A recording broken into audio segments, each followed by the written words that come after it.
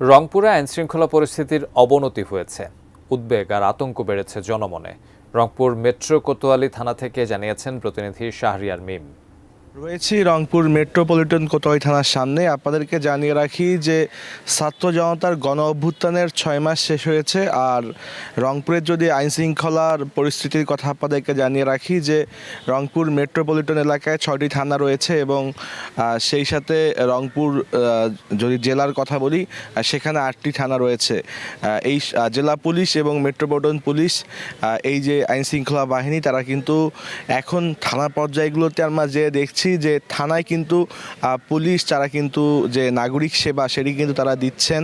অর্থাৎ যারা অভিযোগ নিয়ে সরাসরি থানায় আসছেন তাদেরকে কিন্তু তাদের কথা শুনে কিন্তু পুলিশ কিন্তু তারা কিন্তু মাঠ পর্যায়ে যাচ্ছে। যদি আপনাদের আরেকটি তথ্য দিয়ে রাখি যে আমরা দেখেছি যে চুরির বিষয়গুলো বিশেষ করে রংপুর মেট্রোপলিটন এলাকায় যে সিসি ক্যামেরাগুলো রয়েছে এসব কিন্তু বেশিরভাগ সিসি ক্যামেরায় অচল।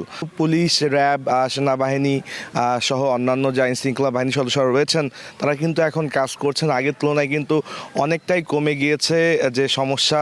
এখন কিন্তু আমরা সব কিছু মিলে যে ভালো যে বিষয় কি সেটাই কিন্তু আমরা দেখতে পাচ্ছি এবং রংপুর মেট্রোপলিটন পুলিশ কমিশনার এবং জেলা পুলিশ সুপার উভয়ই কিন্তু বারবার বলছেন যে তারা কিন্তু যে চুরি, ছিনতাই এছাড়াও কিন্তু বিভিন্ন অপরাধ নির্মূলে তারা কিন্তু জোর প্রচেষ্টা চালাচ্ছেন এবং তারা কিন্তু সেটাতে অনেকটা সফলও হয়েছেন এবং হচ্ছেন। সব কিছু মিলে রংপুরে আইনশৃঙ্খলার পরিস্থিতি এই ছিল আমার কাছে সর্বশেষ।